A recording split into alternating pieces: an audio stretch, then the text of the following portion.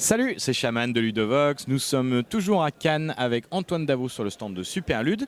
Cette fois-ci, on va parler ici, donc version non définitive prototype, mais quasiment de l'Ekimono de l'Empereur, qui a un travail de développement sur un jeu japonais qui s'appelait Color of Kassan, c'est ça? Exactement, Colors of Kasane. Donc alors, on n'est plus sur une localisation puisque on a quand même modifié un certain nombre d'éléments, notamment le packaging et l'aspect graphique du jeu, mais aussi iconographique qui change un peu la manière de jouer. Les règles du jeu restent un peu les mêmes. Et voilà, donc c'est un jeu qui est sorti au Japon il y a 2 ans, je crois, que j'ai découvert à Essen il y a 2 ans. Et qui m'a tout de suite plu par son thème, qui est les tissus japonais. Et très rapidement, j'ai eu une espèce de vision, de flash. Et je me suis dit que Nayad serait parfait pour illustrer ce jeu, et il a accepté de le faire. Donc aujourd'hui, ça sera un jeu illustré par Nayad qu'on va présenter. Ah, est-ce que tu peux, juste avant d'ouvrir et puis de nous présenter un peu, nous pitcher un peu et nous donner juste les bases, par exemple, nombre de joueurs, le public que ça cible, et puis voilà, l'objectif rapidement. Oui, donc c'est un jeu 3-4 joueurs. C'est un jeu où on va devoir. Alors le pitch, l'histoire du jeu, c'est qu'on va jouer des jeunes filles qui participent à la phase finale d'un grand concours mondial de kimono. Et on va donc présenter en phase finale nos créations à l'empereur. Et celle qui fera le plus beau kimono deviendra l'égérie de l'empereur. Voilà. D'accord. Est-ce que d'un point de vue thématique, ça cible un public particulier? Alors, non, pas vraiment un public particulier. On fait pas des jeux pour les filles ou pour les garçons. Même, on pourrait penser qu'on va jouer des personnages féminins. On est sur du tissu, on est sur des couleurs chatoyantes, voilà. Mais voilà, c'est pas du tout l'objectif. L'idée, c'était vraiment de respecter l'œuvre de l'auteur, qui, de toute façon, tenait à ce que le thème soit préservé. On avait pendant un temps imaginé d'autres thèmes plus velu, on va dire, voilà, puisque le jeu est quand même assez calculatoire.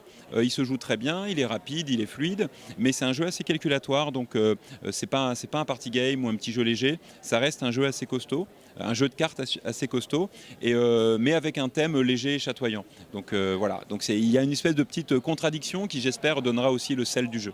Bon, la question était un petit peu facile, hein, mais donc alors bon, on va arrêter tout ce suspense. Tu vas ouvrir la boîte et nous montrer ce qu'il y a dedans alors. Oui, bien sûr. Donc là, c'est la version prototype qui a été collée hier, je crois. Voilà, enfin non, pas je crois, ou avant-hier. Enfin, je perds la notion du temps de toute façon.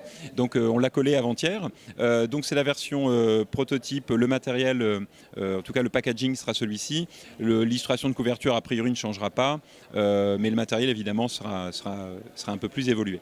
Donc en fait, on n'ouvre pas la boîte là. C'est suspense, on a dit. Alors, donc j'ouvre la boîte. Tananana, voilà. Donc, petite boîte métallique, petite boîte aimant, très chic, très distinguée. Tac, on ouvre. Hops. Et voilà le plateau de jeu. Le plateau de jeu est là. Voilà, donc là par exemple, fond blanc, mais évidemment il y aura du joli papier à l'intérieur. Voilà, intérieur bois.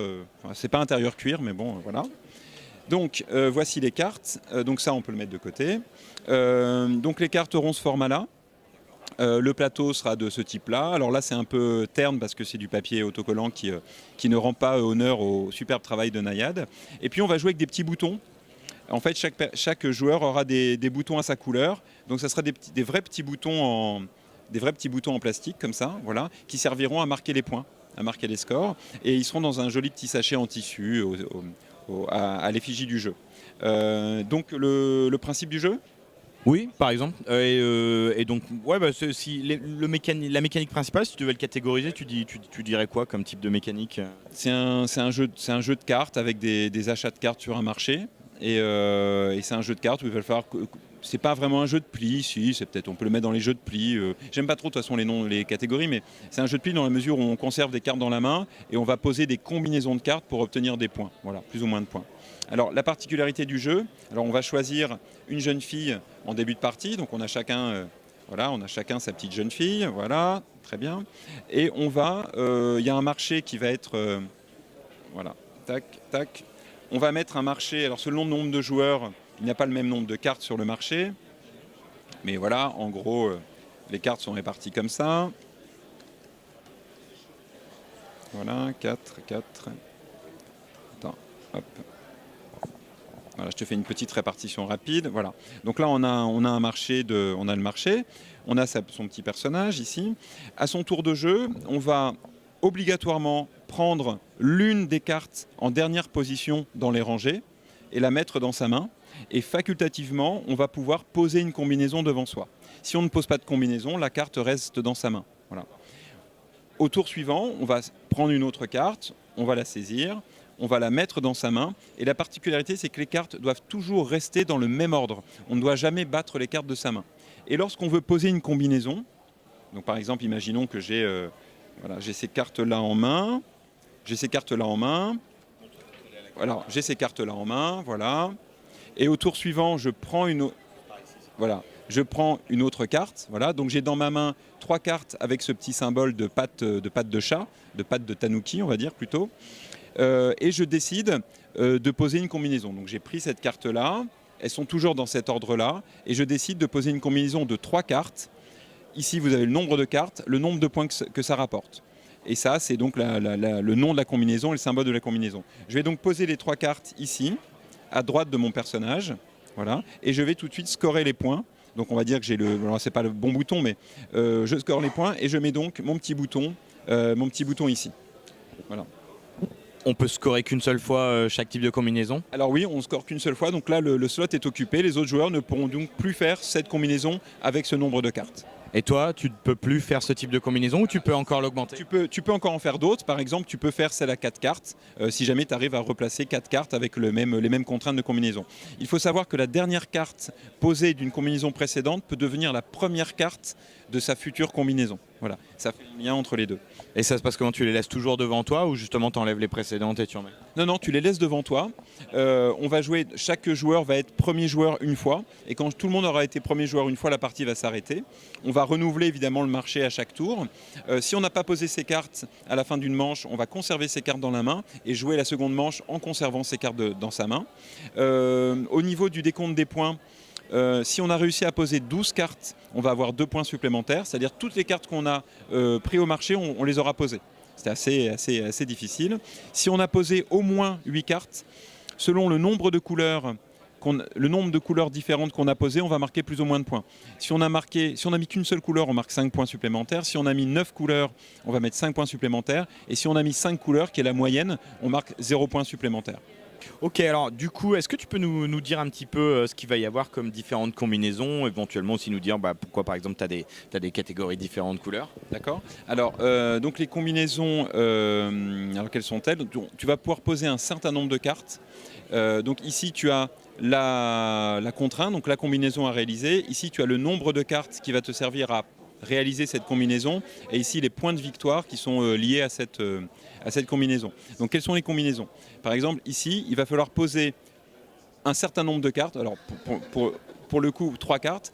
3 cartes ayant ce symbole-là. Ça, c'est les symboles de drapier. Il y a 3 drapiers différents qui sont les drapiers officiels de l'empereur. Donc, 3 cartes avec ce symbole-là, mais avec des chiffres différents. Donc, on a la même combinaison avec l'autre symbole, la même combinaison avec l'autre symbole. D'accord. Ici, il va falloir poser un certain nombre de cartes avec le motif de tissu. Donc il y a 2 catégories de tissus. Il y a les tissus animaliers avec ce symbole en patte de tanuki et les tissus végétaux avec ce symbole en forme de fleur. Donc si tu poses 5 cartes avec la patte de tanuki, tu vas marquer 5 points. Voilà.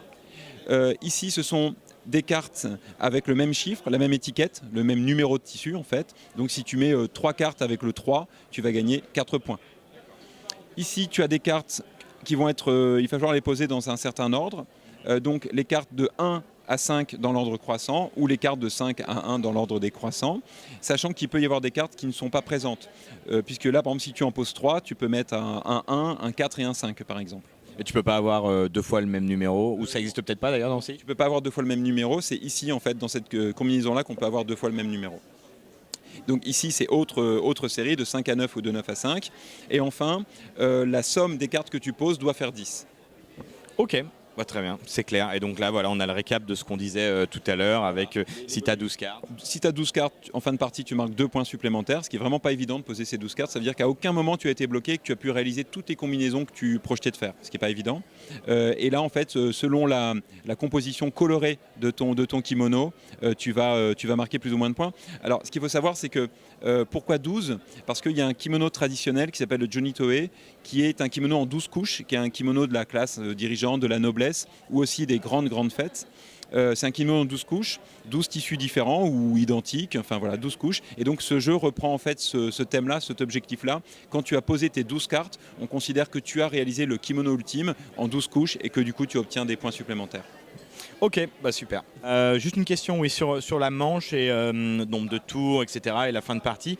C'est un nombre fixe de tours qui est basé sur le nombre de cartes. Joueurs, autant de tours que de joueurs. Une manche s'arrête lorsqu'il reste nombre de joueurs cartes sur le marché. Et là, on met les cartes à la défausse, on remélange, on prend les cartes qui restent de la pioche, qui sont là, et on refait un marché. Au dernier tour, quand on joue à 4 joueurs, les cartes de la première défausse sont remélangées. Voilà. Juste rapidement, parce que justement, tu as parlé du fait qu'on ne mélangeait pas les cartes qu'on avait dans notre main. Ça veut dire que si, par exemple, j'ai dans ma main quelque chose comme ça, qu'est-ce qui se passe ?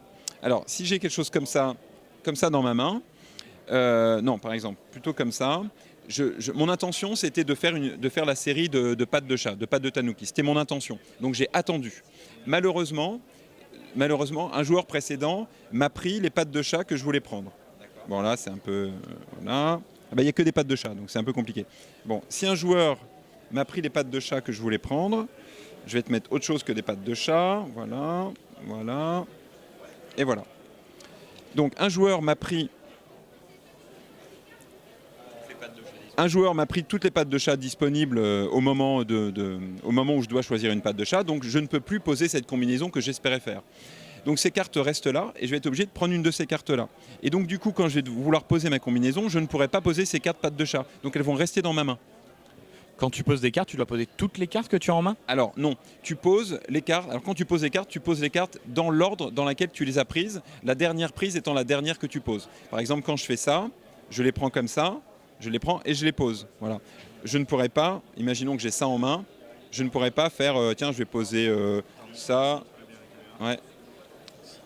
Alors, par exemple, si j'ai ça en main, je ne peux pas dire ah ben je vais poser ça là et puis les autres après. Ça marche pas comme ça. Et si tu as ça en main, tu peux soit faire ça, mais là ça marche pas. Alors s'il y a une autre combinaison qui est activée, mais soit faire ça. Voilà.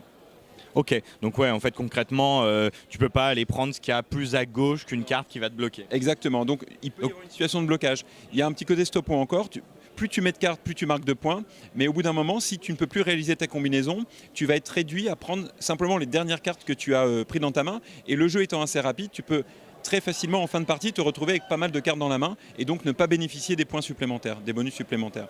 Il y a un petit joker quand même, c'est la carte accessoire. Et là encore, bravo Nayad pour le travail très rigolo qu'il a fait sur les accessoires. La carte accessoire n'entre pas dans les combinaisons. Tu la mets à la gauche de ta jeune fille et elle marque 1 point en fin de partie. Voilà. Alors, ce que j'ai pas dit on a parlé de localisation tout à l'heure et de développement sur le jeu. Initialement, le jeu n'avait que des chiffres. Et donc il fallait faire des paires, il fallait faire une suite de 4, 5, 6, voilà. Et donc moi j'ai voulu rethématiser plus fortement le jeu. Et donc on a rajouté des symboles qui à la fois rethématisent le jeu, puisque là on a des symboles de drapier, des symboles de motifs de tissu, mais qui permettent aussi à la lecture de plus facilement comprendre les combinaisons qu'on a réalisées. Par exemple ici on a donc 3 symboles du même drapier qui correspondent à la combinaison qui est ici. Voilà. Donc là par exemple j'ai réalisé cette combinaison-là.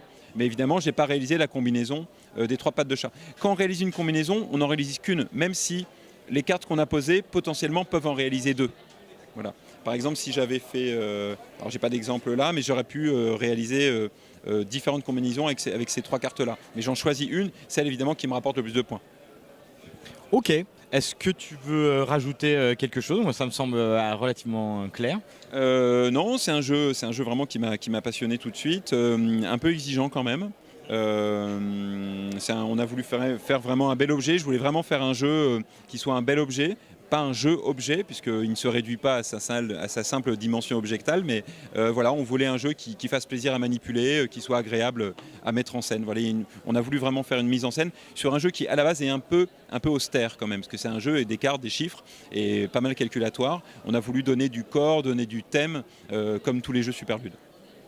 Ok, et eh ben écoute, merci Antoine pour cette petite présentation des kimonos de l'empereur.